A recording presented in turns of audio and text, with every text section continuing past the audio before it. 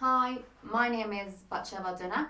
I feel privileged to be a granddaughter of a survivor and therefore feel it my duty and my responsibility to ensure that his story gets passed down onto future generations. I am excited to be working with the Generation to Generation project, who have allowed me the opportunity to do so together with my grandfather. My grandfather is 86 years old. He is an inspiration to all of us because of his unflinching faith and the way he is determined not to make himself into a victim. Zaidi, let me take you back to your childhood. What can you tell me about your home in Hungary? Right. Now, I was born back in southeast Hungary on the 25th of May 1930. Tell me how it was growing up in Hungary. Growing up in Hungary was nothing different from any other place. At the beginning it was not easy because there was anti-Semitism going back to the almost to the day when I was born. But Germans came in on the 19th of March 1944. Life was more or less the same as in any home.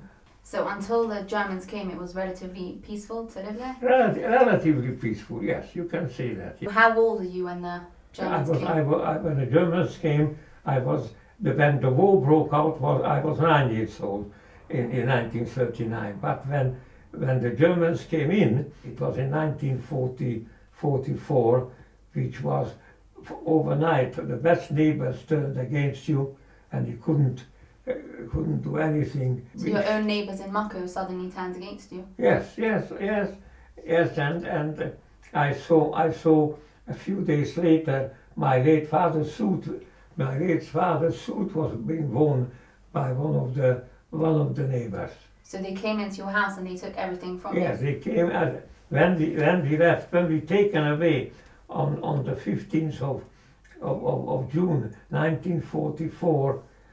It was the house, which was quite a big house, was completely empty. And when we got back a year later, the only thing I found is one drawer, and in it a domino. A domino is a little playing A toy, thing. yeah. Yeah, a little toy. And that's the only thing they left? Everything was taken, and it was just that's how it was. And did you have a chance to take anything with you?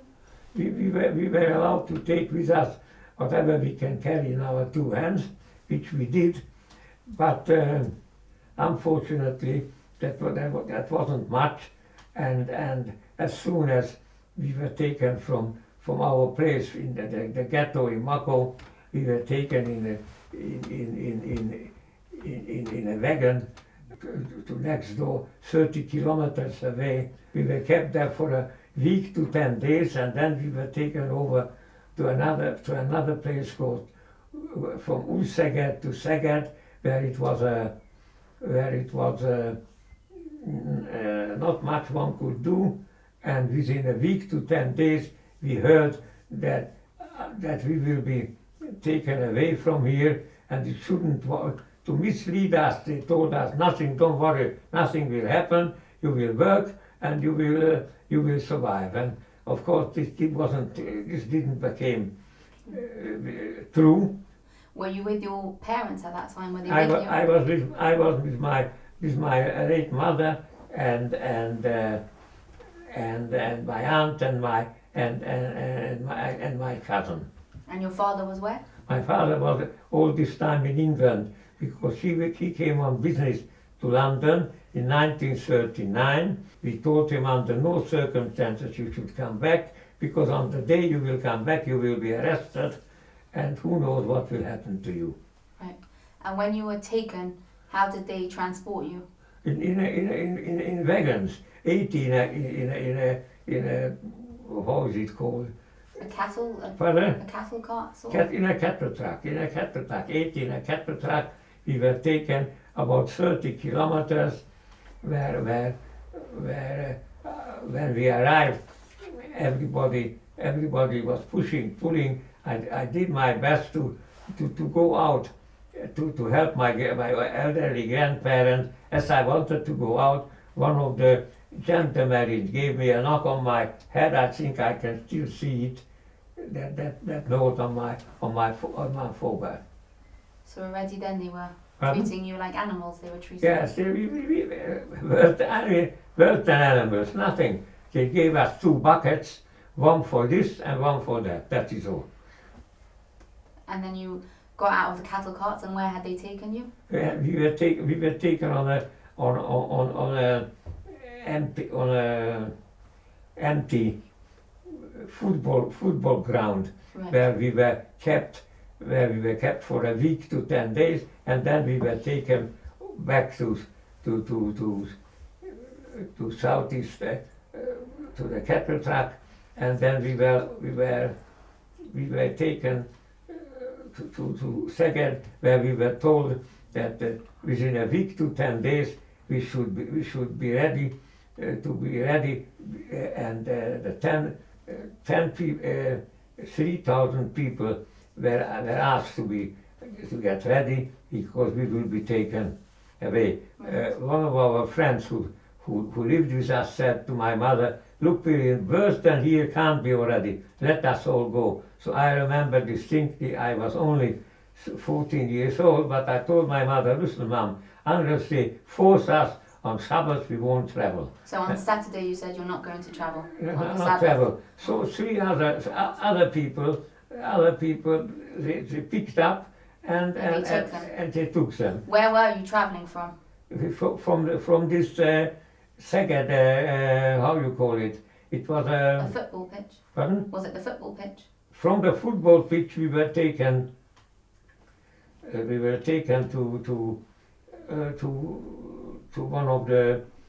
one of the factories where they held you. that's right. And from there we were taken gradually. We were, and the first transport left on Sabbath, and the second transport went on Tuesday, Right. and we went on the third transport on Sabbath. And On the Wednesday you went. I think we went on Wednesday was the third transport. So you refused to travel on the Saturday. I said that.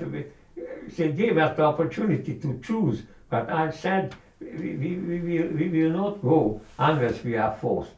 And as they had enough people to get ready to go, so it wasn't much of a problem. So we were kept behind in the football pitch, and then we were taken over to the cattle track, and from there we were going. And in a few weeks' time, we were on the way to go to Budapest, but outside Budapest, we were about to go straight, and suddenly we were turned left, and we went to a place called Strasshof, while the others, they went to Auschwitz direct to the gas chambers. So your train was switched. Pardon? Your track was switched. Our what switch, yes. Why did they switch your? It is an unknown story why it was, but that's how it was. And did you realise at the time what that meant, or only afterwards? No, we didn't realize then. We only knew weeks later when we arrived to Strasshof, and we were told that from here we will be taken to here, there, and everywhere. So that actually what has happened. And what was Strasshof different to the football pitch?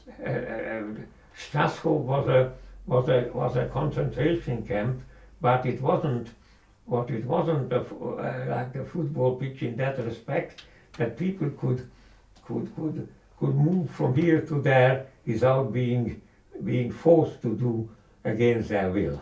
Right. And did you have to do work there, or they were just No, holding there we didn't do any work, but gradually we were taken away from Strasshof. We went to a place called Neumühl, and from Neumühl we went to a place called Gmünd, where we were also not so naturally ill-treated, but we were not easy to do what we wanted. We were all covered by gendarmeries and People watching you. Which all the time we were watching. So let's go back to Strasshof. In Strasshof, what was it like? The food? Where did you sleep? In Strasshof, we slept on the open air. Okay, it was summer, but we slept on the outside. Right. And actually, after a week to 10 days, we were taken to this place called Neumühl, where it was easier for us than. How was it easier for you? Easier that could do more or less what we wanted to in that respect, that we had a kitchen where the food was provided for us. So what food was there for you to eat? Pardon? What food was there? They gave us potato, raw potato and raw carrots, this sort of food. Those sort of vegetables for you to Vegetable, eat? yeah. And when did you start working, or was there no work there? When we arrived to Neumühl, we were working, and gradually after being there a few weeks, we were told that we will be taken away from here to a place called Gmünd, which was a big town where the people were. We worked in shifts. We worked from 6 o'clock in the evening till 6 o'clock next morning, and then next morning 6 we were free, and we started to work 6 o'clock later. So when the Germans came, you were 14 years old. Yes. So that means you had already had your bar mitzvah. Yeah. So when was your bar mitzvah? Did you get any presents? Yes, it was. My bar mitzvah was in May 1943, Right. and this when I got a lot of presents from the family who came to see us, and one of the nicest presents I got was a bicycle. That was very expensive. I got an expensive item, and I did my best to protect it.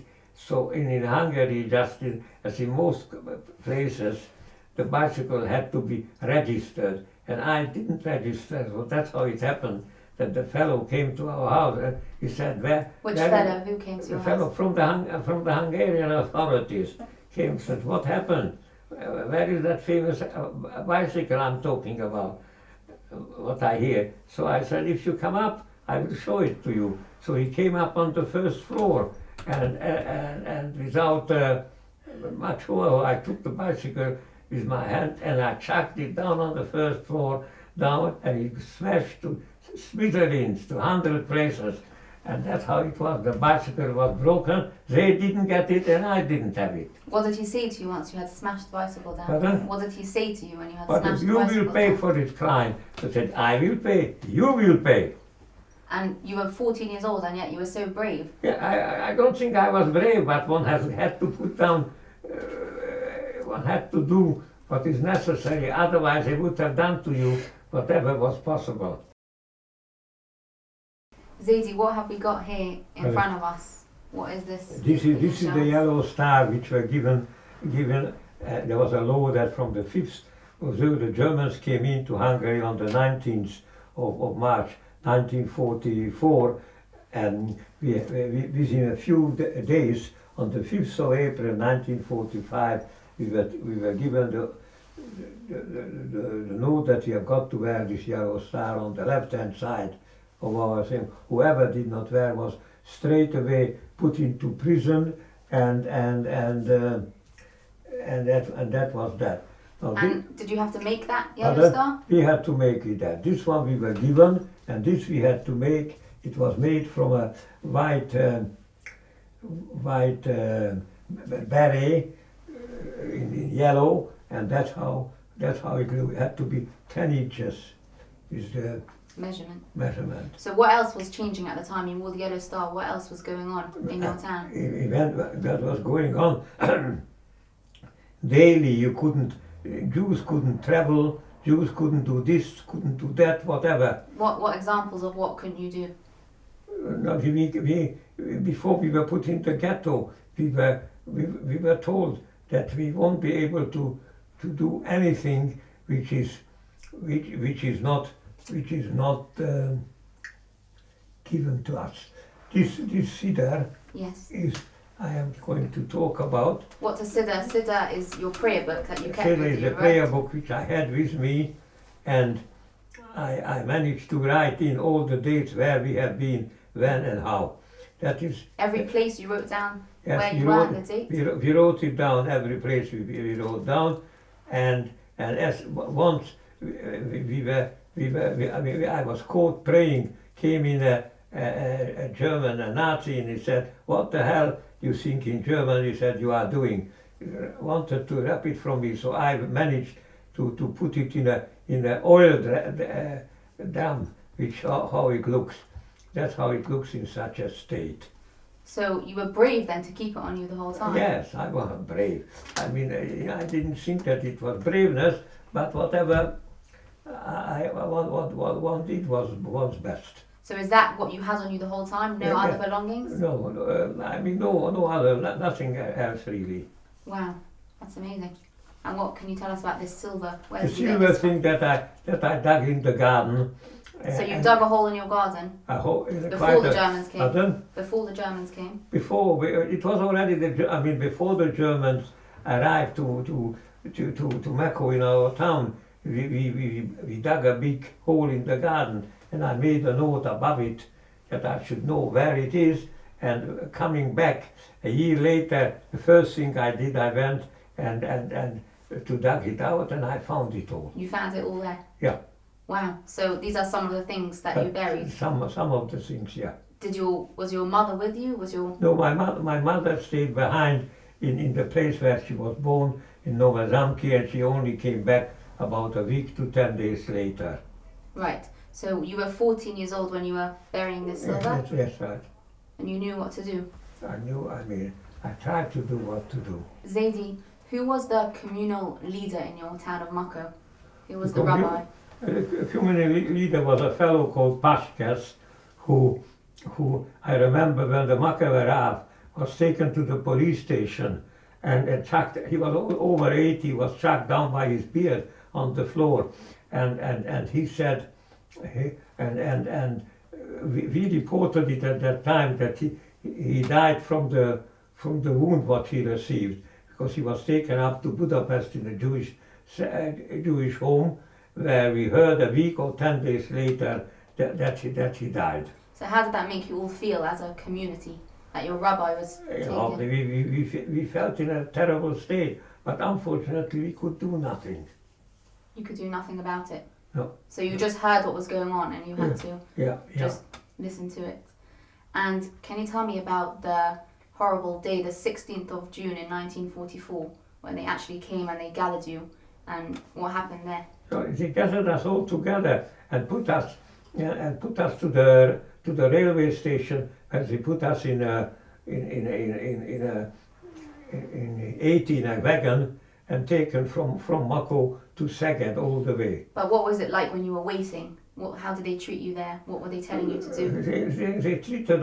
They treated us very badly, and we couldn't do much about it. But within an hour and a half, it was all over, and we arrived to Szeged, and then from there we were taken to Szeged, and that's how it was. Who were you standing with when you were waiting? Who were you standing with? This is the people from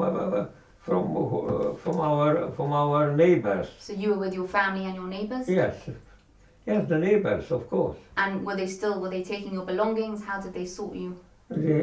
Our belongings was upstairs, right, on the first floor, which was taken by them. And as I said, a week later, when we were taken away, everything was taken by them, and unfortunately we could do nothing about it. Right, and you told me how they would search you and also the women. What would they do? No, I told you the women did big screamings and things was going on, but again one could do nothing about it. What would they do? They would search them to see if they had anything on them or in them. Yeah. Yes. Can you tell me about the sort of person that your mother was? My mother was a very strong-willed person, which proves it that when she arrived on that very day, on the 19th of March, to Budapest station, and she had to make up her mind whether she should keep her word to her sister-in-law, who was expecting a baby, a difficult childbirth any time, and otherwise. So my mother went a few times with some people to the station, and at long last they managed to put her on the train, and she got back to Mako. It was already the yellow star one had to wear. And so where had she been before? Where was she coming back from? She came from Nové Zámky, where she went to help her sister-in-law. To help her sister-in-law to have the baby. What happened then when she came back, or how did she get back? She got back. She did get back with great difficulty, and he came back to Moko as well with difficulty, and that helped her to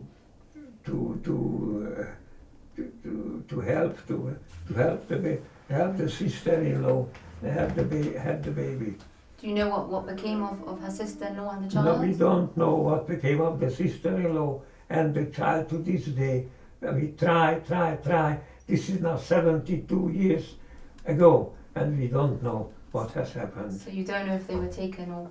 I suppose they must have been taken, but where and when we don't know. So while your mother was gone, who was staying with you? My auntie, her name was Rosie, with the daughter, who was staying with me. So when the order came out to wear the yellow star, you had to make it with your auntie? Yes, we had to wear a thing, and she got one made in where she was, and tried to wear the yellow star as the best she can. Right, and when your mother came back, from then on she was always with you? Or were you yes, separated? most of the time with us. When in the long run she was taken to in the wagon on the 15th of June 1944. And you were with her then? I was with her, yes. Right, so you managed to stay with her. Yeah. So I mean, due to her determination, she managed to live another 25 years plus, because of 25 years plus, because of her determination that she went to help her sister-in-law. So when you were in the ghetto, did you have work to do there? We didn't do much work, no. So it was not that there was no work to do. Right. When you were in the ghetto, did you stay in your house or you had to move? No, our flat was in the ghetto itself. So you stayed in your flat? Yes. And yes. more people came to live with you? More people came with us. Yes. Right. And then what happened?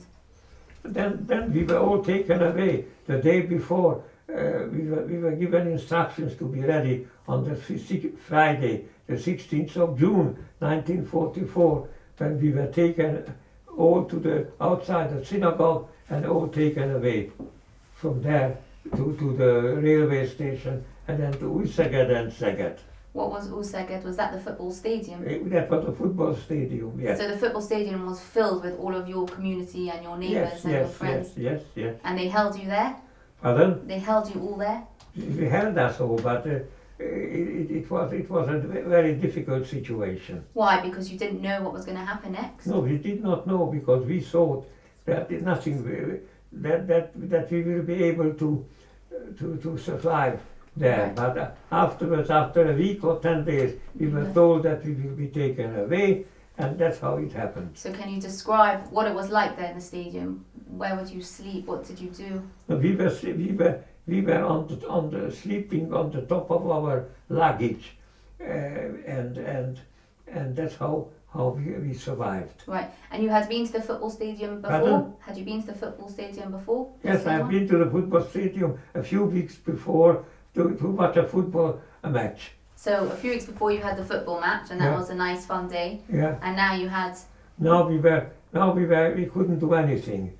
We were all under the authority under the authorities of the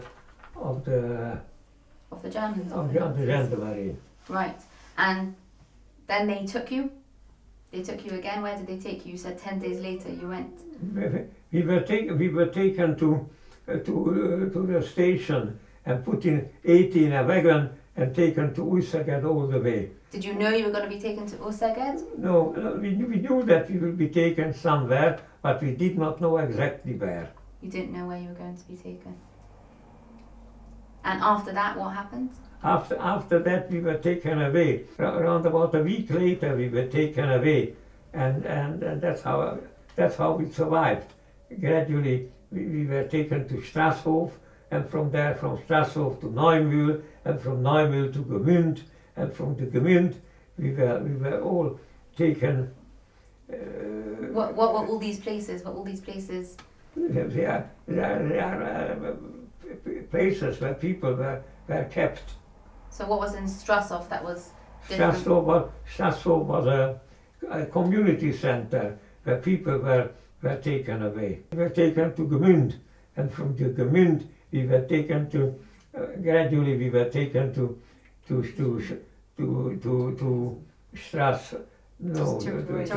Theresienstadt, where a few weeks later, on the 8th of May 1945, we were liberated by the Russians. Before you were liberated, tell me, what was it like in Theresian?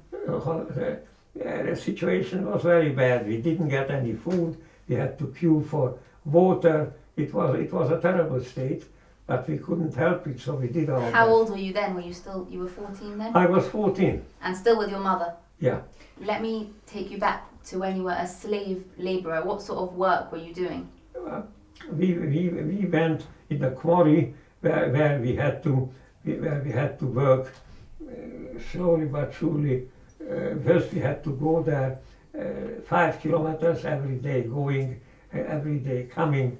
But we managed. How long were your shifts that you had to work? I think the shift was for 6 to 6, 12 hours. 12 hours long? Yeah. And the woman also had to join in the work?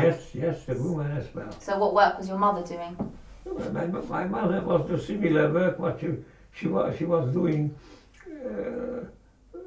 She was also chopping the stones. Chopping the stones, whatever. And what did they use the wood and the stones for? Pardon? What did they use it for?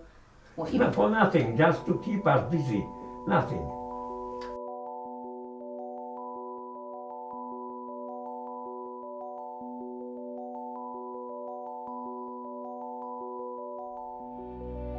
My name is George Klein, I'm 21 and I'm privileged to have a grandfather as a survivor. So what happened when you were liberated from Theresienstadt? What happened when we were liberated? How were you liberated? In Theresienstadt we were liberated. They thought that the Americans will come, but in the end the Russians came on the 8th, Tuesday evening, the 8th of May 1945. And a few weeks later we noticed that every country sent from their representative to take its people back. But somehow or other nobody came from Hungary to take us back, so we thought that we will get out of the caserne. We were in the Dresden caserne, that is called the Dresden barracks. So we came out from there and we managed to get onto a train which took us past Prague, the capital of city of Czechoslovakia. Gradually, slowly but surely, we went forward, and we arrived to Bratislava, where we met the Forhand family, whose grandfather was a rabbi in our town, Moshe Forhand, and I remember he lent us 1,000 pengo, which was money in those days, and we never saw any money in the past year. We didn't know what was going on. Anyway. Who were you with? Who were you with at this time? I was at the time with my late mother and my auntie and her daughter Eva Lushinsky. So we After traveled. You got the money. Pardon? After you got the money, where did you go? After we got the money, we were trying to get a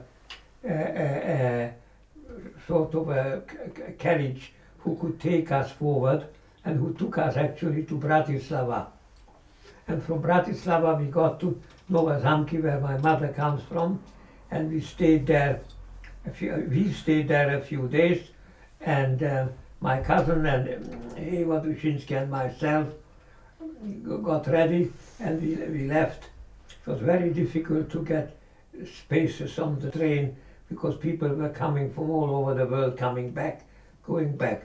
But anyway, we gradually we managed on the top of the train on the buffers, which is like this.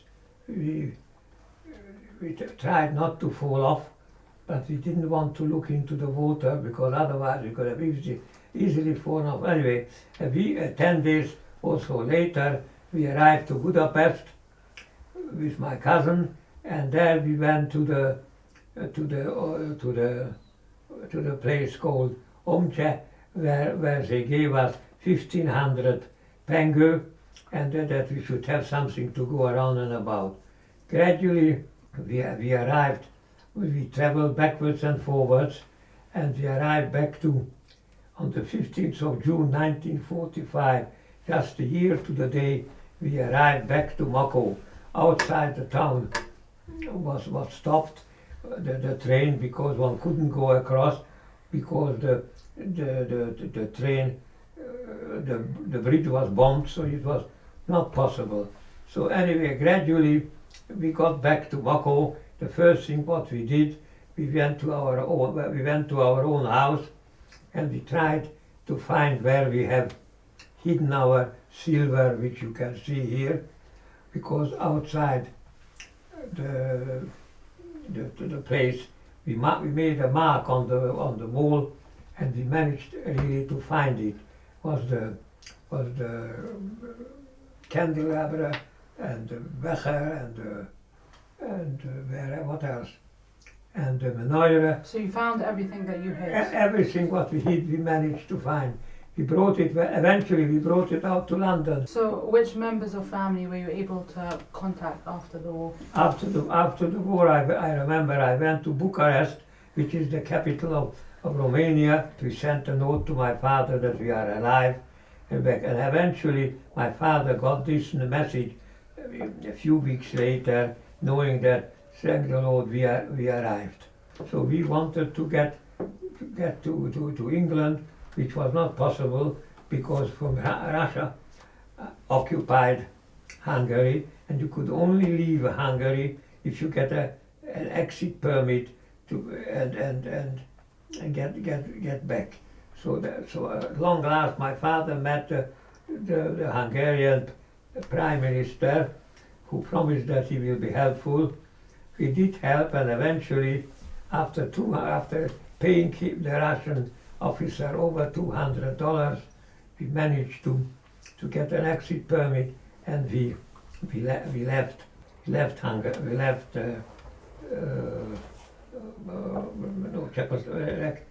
Nova Zamki or Budapest, and slowly or surely on the 21st of June. Zadie, through everything, how did you manage to keep your faith? And what's your message to everyone in today's generation? The message is to everybody that through the betochen, the belief in the Weihnachten, that we will be able to survive and have a happy and successful future. You always say to us, Zadie, who would have thought? Pardon? You always tell us who would have thought this many years ago. Yeah, who would have thought, that's the truth, who would have thought 70 odd years ago that we will be able to sit here today and have some of the grandchildren and great-grandchildren. And have your family continue. Can you, that's right. Zadie, on the way from Gmünd to Theresen, Yeah. on the march, what happened? Describe what happened on the way? What happened that we were walking and exhausted, and we needed a bit of water, and on the two sides of the road were people standing and jeering, and they just said a bit of water. So a woman came, wanted to give a bit of water to me, and as I wanted to put it to my mouth, came an SS officer and chucked the water on the ground. So that I can never forget to this day. What conditions were you in? What was it, night, day, cold? I think we arrived to Theresen during the early hour of the morning. I can still remember. What made you kept on going and walking? Because we couldn't stand. We couldn't stand still because we were told if we are standing behind, we will be just shot. Shot like no human beings. Did people around you, all that you knew, were they dying in front of you? Were they being shot? Yes, of course. A lot of people were shot. People who were just waiting by the roadside and couldn't do what is going on, and they were just shot on the day. And people were just dropping there and then. Dropping there and then. And what gave you the strength to continue? I don't know. I